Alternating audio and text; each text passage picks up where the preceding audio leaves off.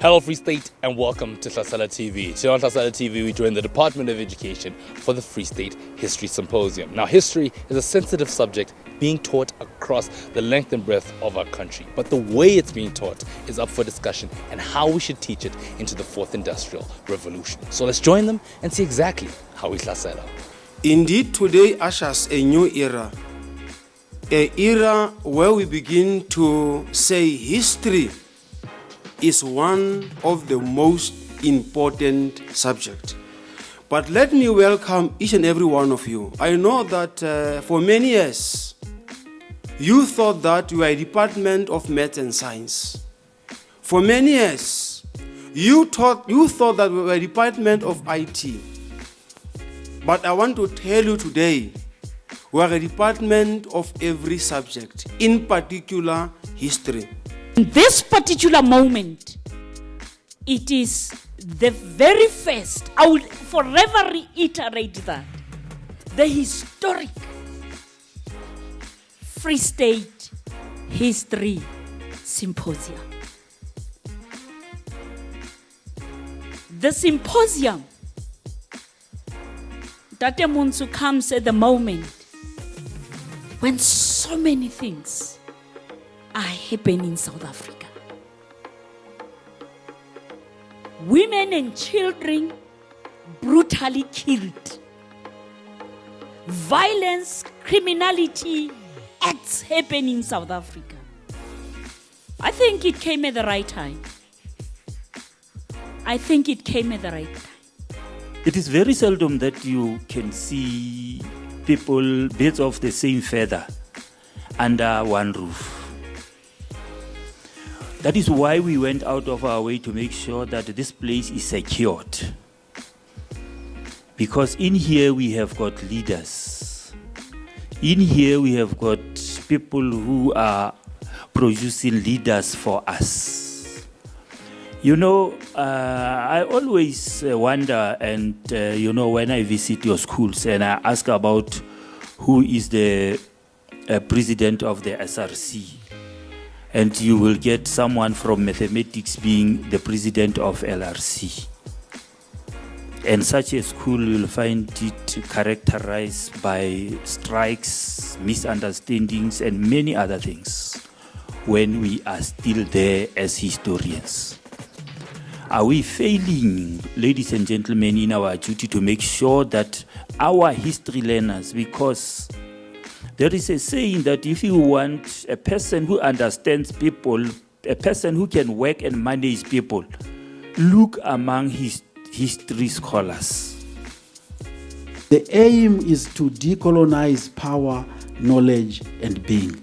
Decoloniality is seen as the only way through which the world can be liberated from Eurocentrism and contemporary legacies of coloniality.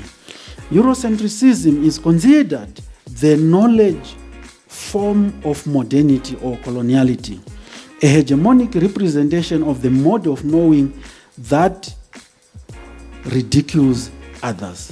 Coloniality is the main idea behind Eurocentrism.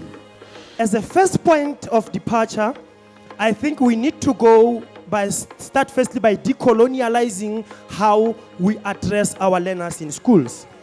Because if you have learner A and learner B, the other learner would have to learn the language before he can learn the content, and the other learner has already been advantaged by the very same question paper because it is in home language and in first official language. So firstly, we need to deal with the linguistic barrier towards decolonializing us as people.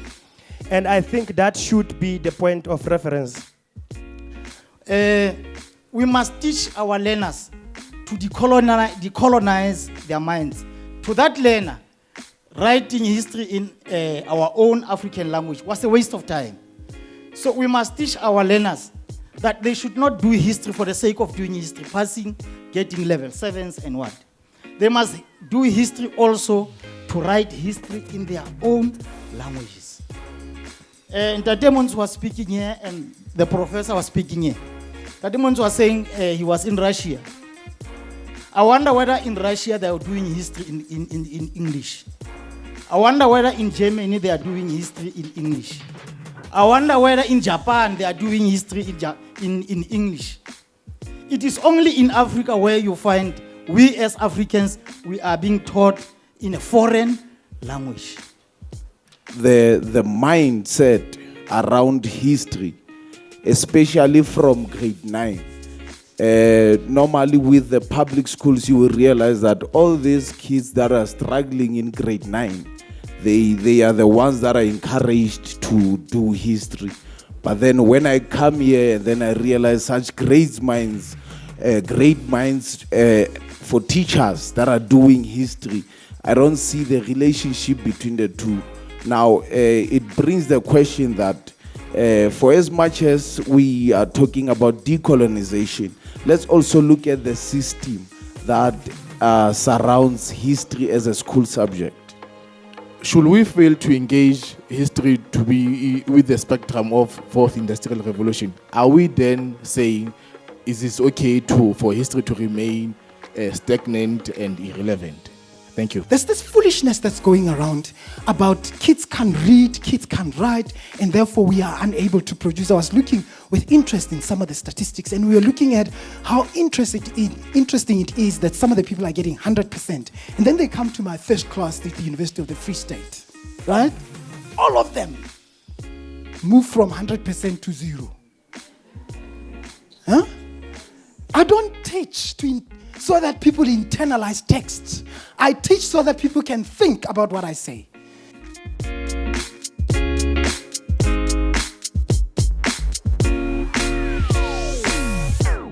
We have realized and we have heard the interest of our teachers, what our teachers would like to have in future.